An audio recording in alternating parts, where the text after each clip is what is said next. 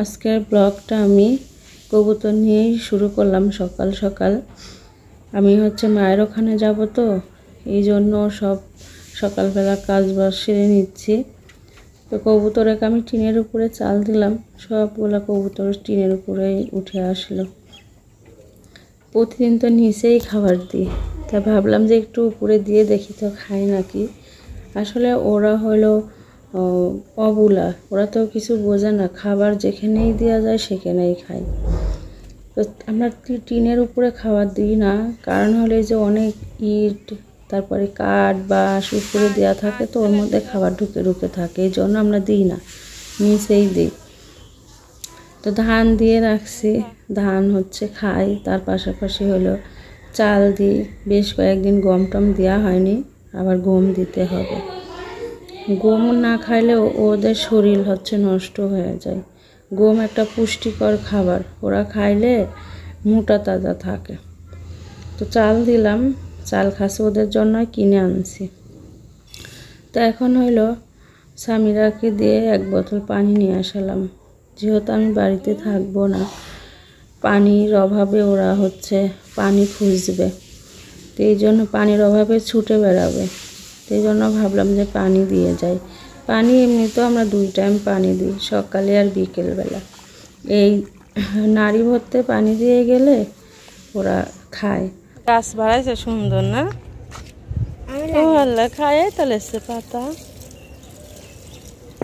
আমি লাগাইছি। আমার সমস্ত কাজ সারা হয়ে গেছে। এখন মায়ের বাড়িতে যাওয়ার জন্য কাপড় চোপড় বের করব। আসলে কাপড় চোপড় বলতে কি, একেবারে যে নতুন ভালো কাপড় চোপড় সেগুলা না, একেবারে সুতার নর্মাল কাপড় চোপড় পরেই যাব, যেহেতু গরম। সকাল থেকে খুব মেঘ, তারপরে খুব গরম দিচ্ছে, কোনো মতো আর কি সুতার 3 পিস পরেই যাব। আর তাহিদের জন্য প্যান্ট গেঞ্জি বের করব। সামিরা তো নাই, সামিরা তো চলেই গেছে। আমি আর তাহিদ যাব, আপনার ভাইয়াও যাবে না, ও গেছে ডিউটিতে। আমি আর তাহিদ এখন ওর নানির বাড়িতে যাব। তো ওখানে আজকে মেহমান আসার কথা আছে।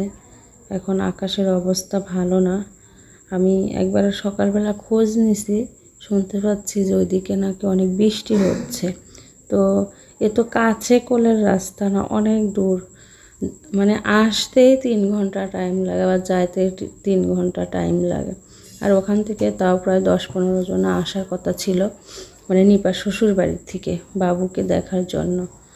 তো এখন বৃষ্টি যদি কমে হয় তো তাহলে আসতে পারে, আর বৃষ্টি হলে নাও আসতে পারে, এখন ওটা উপরে আল্লাহই জানে।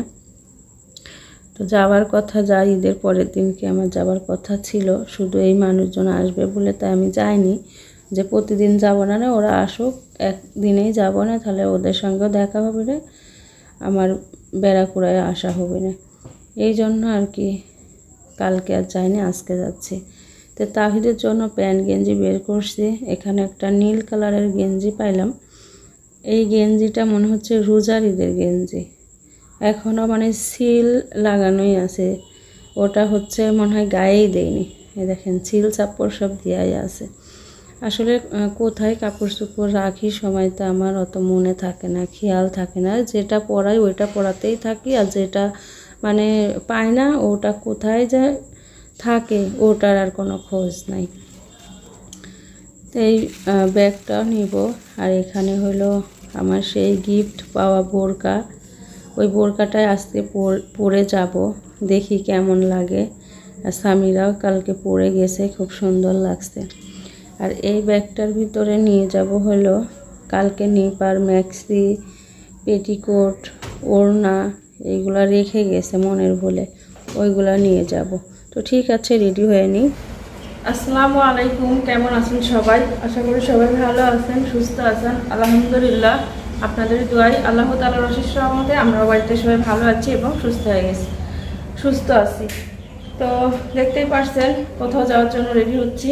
হ্যাঁ, অবশ্যই আমার মায়ের ওখানে যাওয়ার জন্য রেডি হচ্ছি। তো সকাল থেকে অনেক মেঘ ছিল, তারপর ভোরবেলা বৃষ্টি হইতেছিল। তো এখন হলো এখন বেশি একটা রোদ নাই, কিন্তু অনেক গরম, আকাশে মেঘ মেঘ ভাব।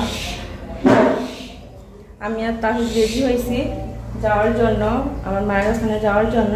সামনে তো কালকে ওর খালার সঙ্গে গিয়েছে, তো বাড়ির থেকে ফোন দিচ্ছে, 2 বার ফোন দেওয়া হয়ে গেছে যে তাড়াতাড়ি আসো, আবার বৃষ্টি টিষ্টি যাতে আসে। তো পাবনাতে নাকি অনেক বৃষ্টি হচ্ছে, যদি বৃষ্টি কমে তাহলে ওখান থেকে মানুষজন আসবে, 15 জনের আসার কথা আছে বাবুকে দেখতে, মানে বাবুর দাদির বাড়ির থেকে। আর যদি বৃষ্টি হয় না কমে তাহলে মনে হয় আজকে নাও আসতে পারে, আবার সময় সুযোগ বুঝে আসবে। তো ঈদের পরের দিনকে আমাদের যাওয়ার কথা ছিল, আমরা যাইতে পারিনি। তো ভাবছিলাম যে আজকেই যাই, ওই বারবার যাওয়ার থেকে একদিনেই যাবো না। তো এখন হলো বাড়ি যাই, দেখি ওরাও আসে কি না। যদি আসে তাহলে তো সবার একসঙ্গে দেখা সাক্ষাৎ হবেই, আর যদি না আসে তাহলে আমি বেড়াই কুড়াইয়ে চলে আসি সামিরাকে নিয়ে। এই যে তাহিদ রেডি হয়েছে, আমিও রেডি হয়েছি। এখন হলো যাই, সব কাজ কামও সারা হয়ে গেছে, যাই ঘুরে আসি। দোয়া রাখেন আমরা যেন সহি সালামতে যাইতে পারি, আবার আসতে পারি, তাই না বাবা? তো এখন হলো এখন আমি সব ঘরের দরজা দিয়ে নিই। আসলে ফ্ল্যাট বাড়িতে একদিকে খোলা থাকলে সব দিকে খোলা, আবার এমন সিস্টেম আছে যে সব দিকে খোলা রেখে একদিকে আটকা রেখে গেলে পরে সব আটকানো থাকে। তবে সব জানলা খুলে দিয়ে যাচ্ছি, দরজাগুলো আটকায় দিয়ে যাবো।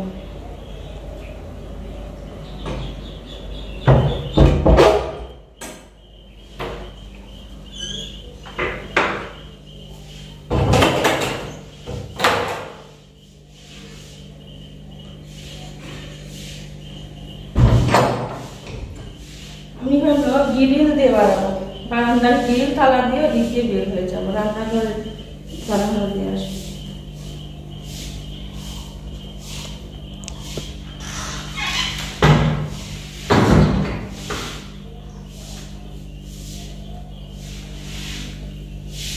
আসো তো এখন হলো এখন আমি সব ঘরের দরজা দিয়ে নিই। আসলে ফ্ল্যাট বাড়িতে একদিকে খোলা থাকলে সব দিকে খোলা, আবার এমন সিস্টেম আছে যে সব দিকে খোলা রেখে একদিকে আটকা রেখে গেলে পরে সব আটকানো থাকে। তবে সব জানলা খুলে দিয়ে যাচ্ছি, দরজাগুলো আটকায় দিয়ে যাবো।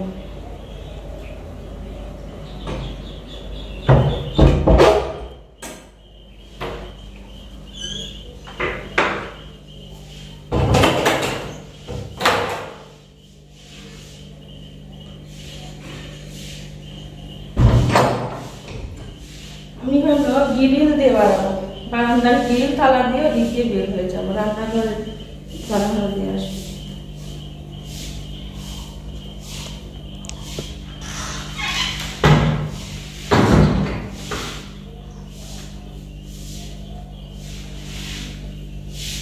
আসো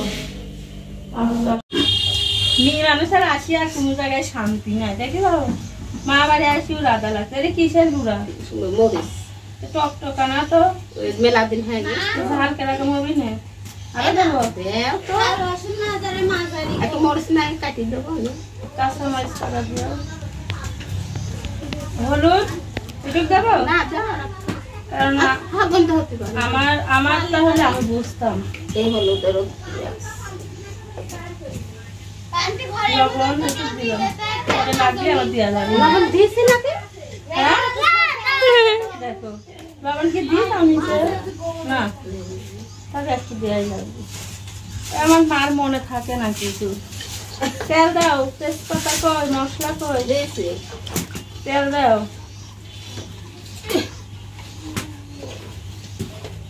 এখন যেখানে যাবো খালি গোশ। মা আবার হচ্ছে এভাবে রান্না করে না, মা মশলা কষায় রান্না করে। আমি কষানো লাগবে না, দাও এইভাবে মাখা চুকি রান্না পায়খানা করে পরিষ্কার করে দিব না।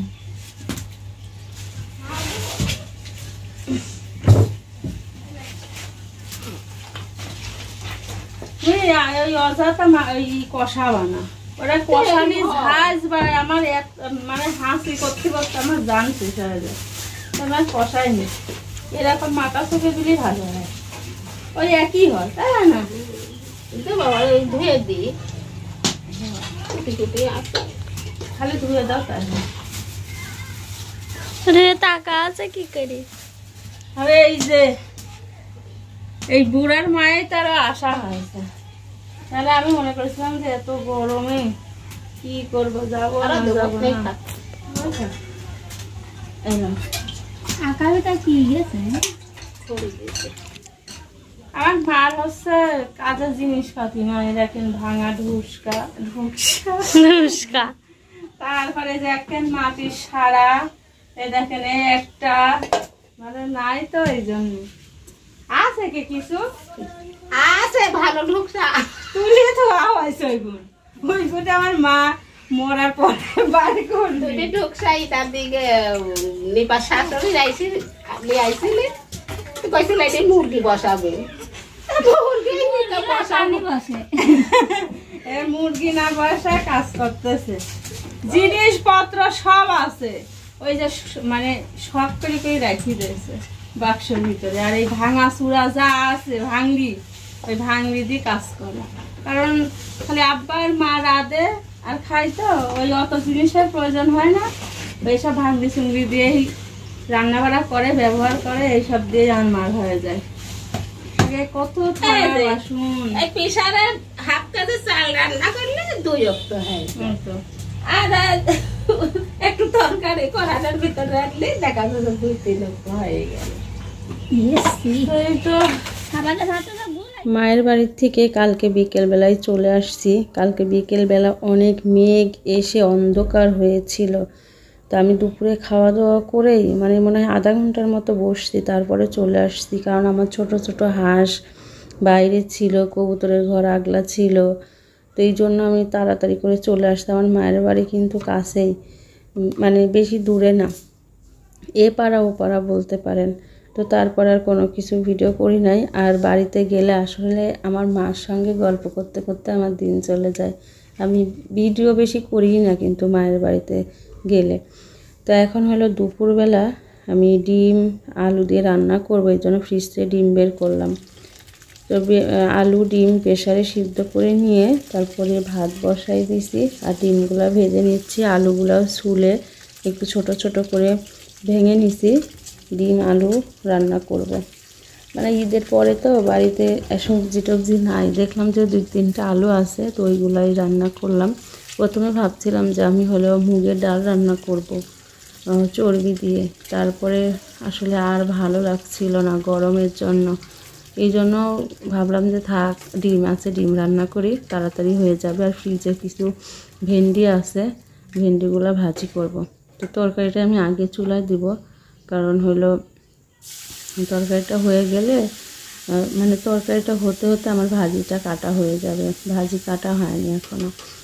তো ভাত হচ্ছে, তরকারিটাও বসাই দিই। তো মানে বাবু বাড়িতে থাকলে না একটা খুব আনন্দের ভিতরে ছিলাম, এখন একা একা একেবারে খুবই খারাপ লাগে। তারপরে স্বামীরা আসতে চায়নি, নানি আসতেই দিবে না, আমি জোর করে নিয়ে আসছি যে তুমি বাবুটাকেও নিয়ে চলে আসলে। তারপরে হলো স্বামীরাও যদি এখানে থাকে তাহলে আমি কার সঙ্গে কথা বলবো, আমার মনটা আরও খারাপ লাগবে, এই জন্য নিয়ে আইছি জোর করে। এখনও স্কুল, তাহিদ স্বামীরার স্কুল এখনও 2-3 দিন ছুটি আছে, তো এই জন্য মানে নানি রাখতে চাইছিল যে থাক, আর 2-3 দিন তো স্কুল ছুটি আছে, থাক, পরে যাবি না, তোমার নানা তোমার আব্বা রেখে আসবে। তা আমি জোর করে আনছি, আমি আবার জোর করে আনলে আমার মা কষ্ট পায়, তো এদিকে আমি একা, আমিও এদিকে একা একা কষ্ট পাবো, এই জন্য নিয়ে আসছি। তো আলহামদুলিল্লাহ রান্না বাড়া হয়ে গেছে, আপনার ভাইয়া খেয়ে চলে গেল। আমি তো রান্না বাড়া শেষ করে ওই মাছের উপরে যা বসেছিলাম, মানে তৃষা ভাবির বাড়ির সামনে যে মাছা করা, ওই পাকা মাছের উপরে যা বসেছিলাম। ওখানে খুব সুন্দর মানে শিন করে বাতাস হয়, ঠান্ডা বাতাস। আর আমাদের এখানে আজকে সকালবেলাও গুড়ি গুড়ি বৃষ্টি হয়েছে, আর মেঘে অন্ধকার হয়ে আসছিল। কিন্তু যে একটা জোরে বৃষ্টি হওয়া, গবগবা বৃষ্টি হলে দুনিয়াটা ঠান্ডা হয়, কিন্তু সেই বৃষ্টিটা হচ্ছে না। ওই ছিটি ফোঁটা বৃষ্টি হচ্ছে, আরও গুমসি গরম।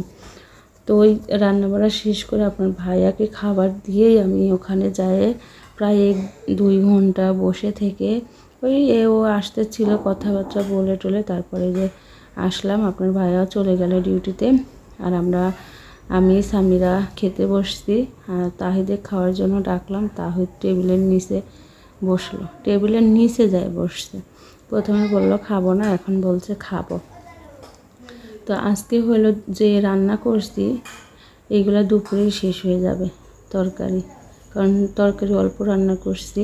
রাত্রে আবার বাজার করতে হবে, তারপরে রাত্রের খাবার রান্না করতে হবে। ভাত রান্না করা লাগবে না, শুধু তরকারি রান্না করলেই হবে। তো আজকে একটা ছোট্ট ব্লগ আপনার সঙ্গে শেয়ার করলাম। আর এই ছোট ব্লগ দেওয়ার কারণটাই হচ্ছে গরমের জন্য আমি বেশি ভিডিও করতে পারি না, এই জন্য আর কি বড় ব্লগ দিতে পারি না, শুধু এই গরমের জন্য। কালকেও ব্লগ দিতে পারি নাই, কালকে ওই যে বাড়িতে যাই তো বেশি ভিডিও করি নাই।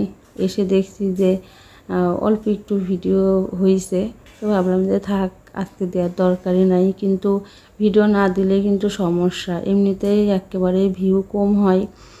অনেকে দেখছি যে ভিডিও আর দেখে না কো। তো যাই হোক, যতটুকু আমার নসিবে লেখা আছে ততটুকুই হবে। তো এটাতে আমি কষ্ট মনে করি না।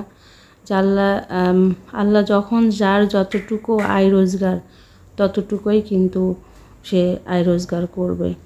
তো আমি আল্লাহর উপরে ভরসা রাখি যে মানুষ একটু বেশি দেখলে পরে দেখা যায় যে একটু রোজগার বেশি হয় আর কি, কামাই বেশি হয়। যখনই একটু মানুষ কম দেখে তখনই মাসের টাকাও কমে যায়।